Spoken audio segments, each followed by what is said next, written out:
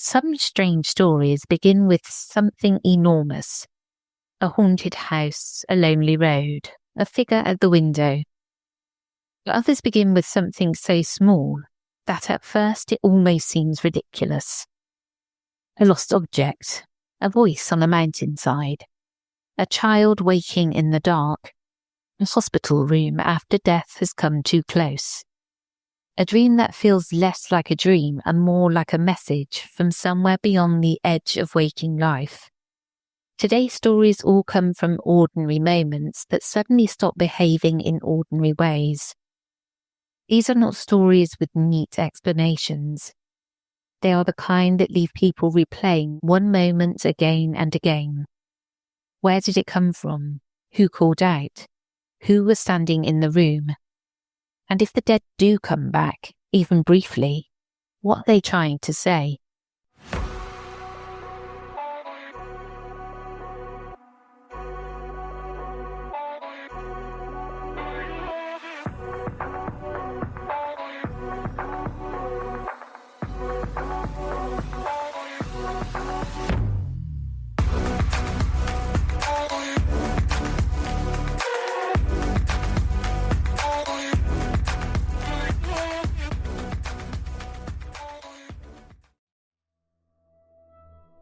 Hello, I'm Sarah and welcome to the Whispering Woods Reddit and Listener Story episode. I've got 5 spooky Reddit stories to share today and I'll get straight into them. Are you ready for the first story? And this story is from POTUS Nope. Thank you so much for letting us share it. I had something I lost yesterday hit the back of my head today in the car alone. Alright, so this is the first time I've experienced a glitch like this. Everything else I could explain away with being a little bit of a space cadet. But this I have no explanation for. I would love someone to just be like, oh yeah, the Mazda CRX-5 has this hidden compartment that will throw things out if they land in there after 24 hours. So please tell me if that is the case. I'm far too baffled by this. So yesterday I was driving home and I always put my flume, it's a vape, don't lecture me please. My mum already told me it was the universe telling me to stop vaping, between my legs while I'm driving. It was there the whole way home and I literally hit it within 10 minutes of pulling into my parking spot. I get home and I'm gathering my stuff to go up to my apartment and reach between my legs to grab it. And it's not there. I do the obligatory search through all the usual suspects, and then proceed to look in the back seat, under the seats, in the centre console, the door, my bags, etc. It's nowhere. I accept my fate and proceed to find another in my apartment that I use for the night before getting a new one in the morning. Today, 24 hours later, I get into my car at work, settle into my seat, and something hits the top back of my head. Hard. I'm not talking a soft drop. It felt like it was thrown at me. The thing proceeds to fall between the back of my shoulder and the car seat, and I look, and it's my flume. I mark my flumes each time so I know which one is new, because I'm not great at throwing my old ones out. This was the same flume. Now, for some good info, I drive a windy road to work, so if it was on the top of my headrest, it would have fallen off ages prior. I use my mirror every morning because I like to get to work early and do my makeup there, because it's a 45-minute drive, and it helps me decompress, so my mirror had already been opened and shut between now and then. I don't open my sunshade, and even if I did, I checked, and it could not fit up there. No one is hiding in the back of my car. I checked immediately. I'm baffled. It literally felt like it was thrown at the top back of my head. What the hell? What the hell? I had not started the car at all. I was still in parked and turned off. I keep thinking about this, and there's another thing that makes it even more irrational. The point at which it hit my head was still below the top of the headrest, which means physically, to have the force it had, it would have had to come from either through the headrest and ignore matter, or it would have to drop from above my head and defy physics. I'm so confused. As a skeptic, please help. Now, I can really relate to this story because I am always losing my vapes everywhere. I've just had to buy 2 new ones in the last week or so, but they don't ever get thrown at my head. Are you ready for the second story? And this story is from AdVK. Thank you so much for letting us share it. Paranormal experience in Spiti Valley, Himachal Pradesh, India. This happened to me and 4 of my friends during a Spiti bike trip in 2022. And it's something none of us have been able to explain to date. We were 5 guys on 3 bikes, riding from Hanley toward Kasa. It was around 4 p.m. We stopped at a random spot to take a break. There were huge mountains on one side and a river on the other. We left our bikes on the road and walked a little towards the river. One important thing. All our phones were dead. Not low battery, completely dead. There was no signal there anyway. We were just sitting there, smoking and talking, when suddenly we heard someone say, "Shubha." Just so you all know, Shubha was none of us. The voice wasn't loud. It sounded like someone standing nearby had called his name. All 5 of us heard it. At first I laughed and said maybe someone's phone was playing a video or something. My friends immediately reminded me that every phone was dead. We joked about it for a few seconds and then ignored it. A minute or 2 later, we heard it again. Shubha. This time it sounded clearer. Now we were all looking around, trying to figure out where it came from. There was nobody around us. No houses, no vehicles, nothing. Then we heard it a 3rd time.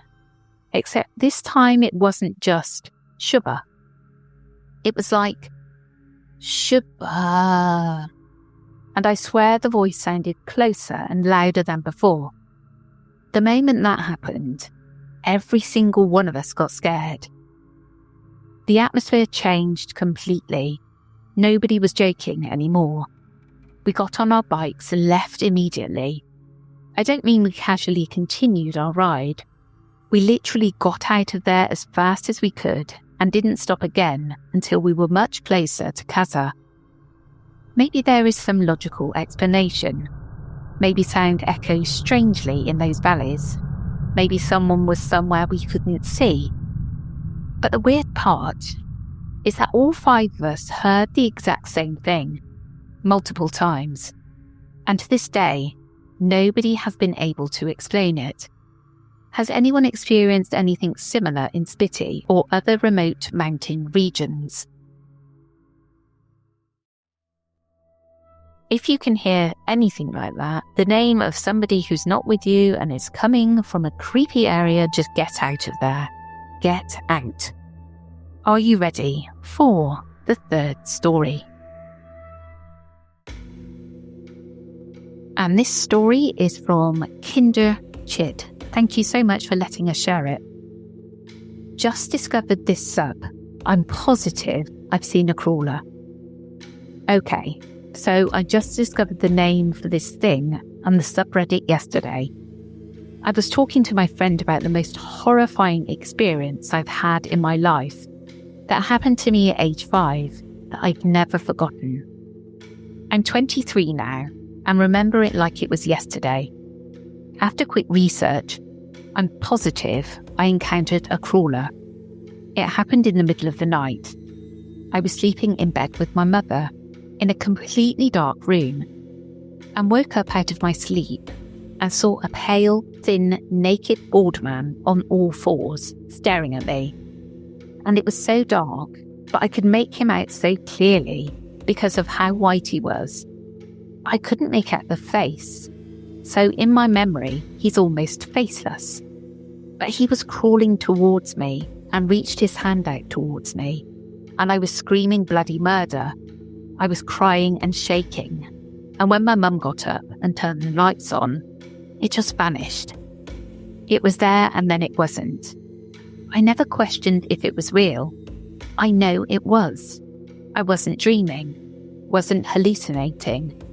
I've never had an experience like that ever again since then, and it's never left me. And I've told people so many times, and I've never had anyone relate, so I feel really alone and confused about it. And then when I was telling my best friend about it, she thought to Google my description of it, and I came across this Reddit, and my mind was so blown away I almost cried, because I felt so seen, and like I finally had an answer to what I saw that night when I was little. Everything I read in here fits the exact description of what I saw that night. This happened in Everett, Washington, if anyone's wondering, which I'm hearing they tend to be in foresty areas. So yeah, I'm so positive that crawlers are real, and that's what I saw that night. If you don't believe, I promise you they're real, and I hope you never have to experience the terror. I've plenty more research to do. Everyone's stories are so fascinating. Like, I really can't believe it. These things are real, dude. Oh, that's really scary. Imagine being a 5-year-old and seeing that. That's terrifying. Are you ready for the fourth story? And this story is from Anonymous. Thank you so much for letting us share it. This happened in the early noughties, but I still think about it from time to time. Before I start, I'll share that my typical dreams make no sense and very rarely involve people I know. I was an ICU nurse at a top hospital. We had some of the sickest patients in the region, even in the entire US. So unfortunately, we lost patients who succumbed to critical illness, often septic shock, with multiple organ failure. One day, I got a new admission, a patient who had a stomach bleed after a weekend of partying. He was pretty young, I believe. When he was first brought to us, he had a breathing tube, but that was to protect his airway since he had stomach bleeding. It was expected he would recover. He had no family nearby, but friends who cared for him. Unfortunately, his condition did not improve, which was something totally unexpected. His liver failed, which is essentially incompatible with life. He could not have received a transplant. Eventually, family from out of state agreed to discontinue his care. On that night, I was working, and his condition rapidly deteriorated. He was bleeding profusely. We decided to make him comfortable. I was a young nurse, smart, but still puzzled as to why his condition declined so. He passed away exactly at the same minute my shift ended. Us nurses were the only ones by his side. I was used to death and compartmentalised my work, by never taking distressing feelings home. However, this patient stuck in my head. Even though I knew his prognosis was poor, I had a nagging sense his family gave up. I wondered why no one came to see him. Was it his lifestyle differences, estrangement? I wondered why he declined and if we could have done more. I was upset and ruminating on this, though life goes on, and I was very busy at the time, juggling many projects, work, and travelling by air 5 to 6 times per month. One night, a few weeks after he passed, I had a remarkably vivid dream in which I specifically remember the sensation of sitting up in bed. The dream started with me being in the ICU. The landline phone rang. I answered. It was the patient, I said, "How are you calling me? You passed." He said he had ways of doing it. I asked some other questions, but he got right to business. He told me he understood I was upset, and so he specifically came to me to reassure, and in no uncertain terms, he described he was very happy where he was, and was reassuring me that the way things played out in the end was completely okay. He connected to my suggestion of understanding he was in heaven, which is how I understood it to be at the time, and he confirmed he was, and it was great. He was a mellow guy. I never actually spoke to him in real life, as he was comatose the whole time I cared for him. The dream was significantly more vivid than any other one I've had before or after, including the dream I had with my deceased grandmother. Like I said, I felt in the dream, almost like I was awake and sitting up talking to him. The dream experience also put my mind at ease. Never again did I have a moment of angst about his death. And maybe that is all it was, my brain processing. But it certainly felt and remains feeling paranormal to me. In any event, I certainly hope it was a visitation dream, because I know he's at peace. This made me feel really sad, and I think that would have played on my mind as well continuously, especially with the family not showing up. Just really awful. Are you ready for the fifth and final story? A weird thing happened. When I was 20 years old, I died from double pneumonia for a few minutes. Had an out-of-body experience in the ER, hooked up to a bunch of stuff. I was standing beside my body in the ER, and a man in a white doctor's outfit came in with a clipboard, and I signed some paperwork and said, "Let's do this." I woke up 2.5 weeks later from a coma. Spent many days at the hospital, learning how to walk again and feed myself properly. The nights were the worst. I saw multiple spirits, one of a little girl who had died at the hospital. Her name was Sarah. Confirmed that with the doctor.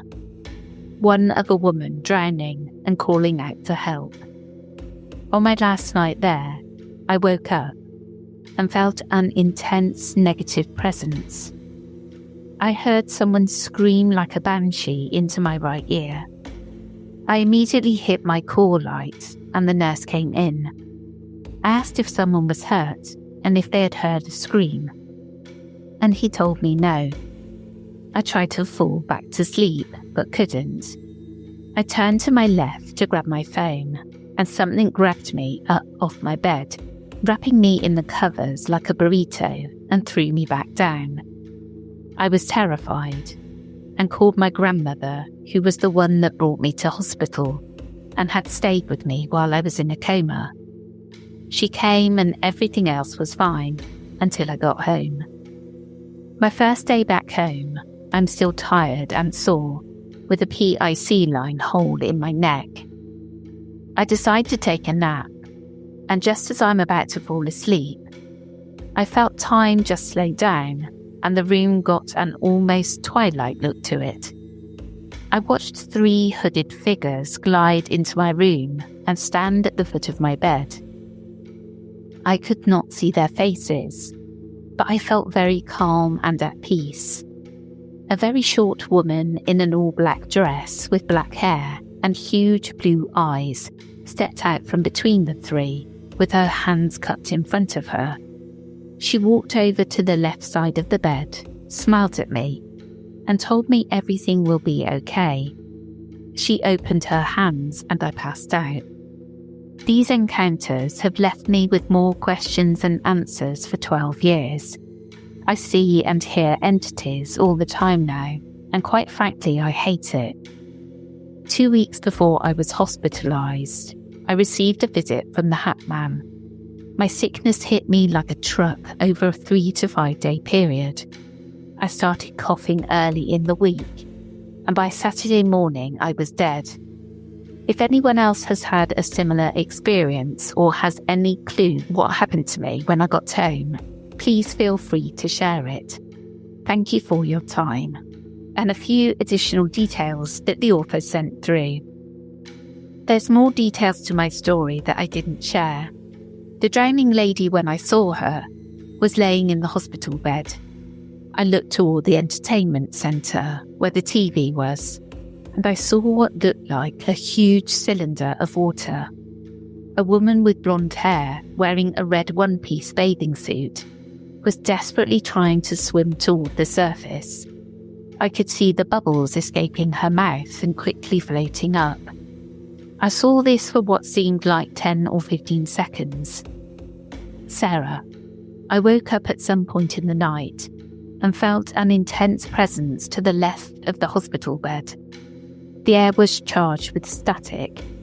I looked and saw a cayenne-coloured apparition, a man in a suit with his head in his hands sobbing, saying, "I'm so sorry, Sarah, I'm so sorry."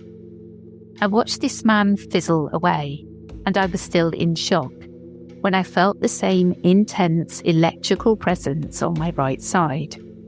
I hesitated to look, but I felt I had no choice. When I looked, I saw the same cayenne-coloured apparition, but this time, the man was standing by another hospital bed, with his hands on the railing.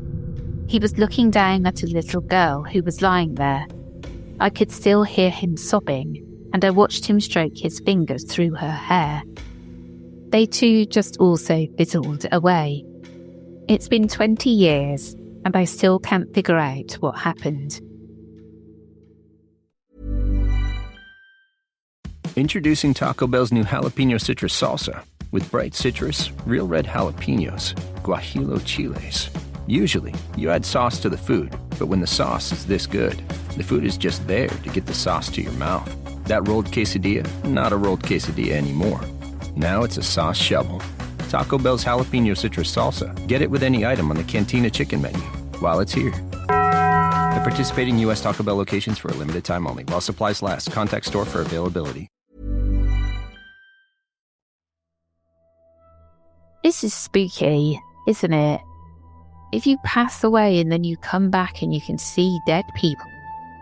I don't like it at all.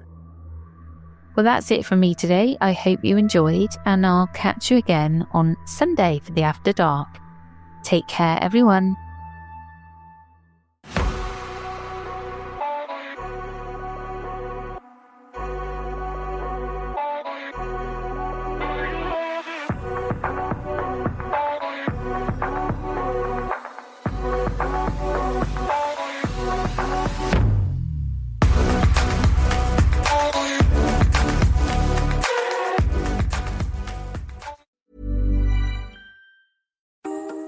When it comes to what your family eats and drinks, you know your choices matter. You're the expert because you know what fits your life. And getting it right starts with good information. That's why America's beverage companies are sharing more information about our ingredients at goodtoknowfacts.org. No spin, no judgments, just the facts straight from the experts for more than 140 beverage ingredients. Visit goodtoknowfacts.org. The stories told on the Whispering Woods are inspired by historical records, witness reports, and local folklore. While every effort is made to research and represent events accurately, some details, names, and locations may differ from official accounts or have been changed out of respect for those involved.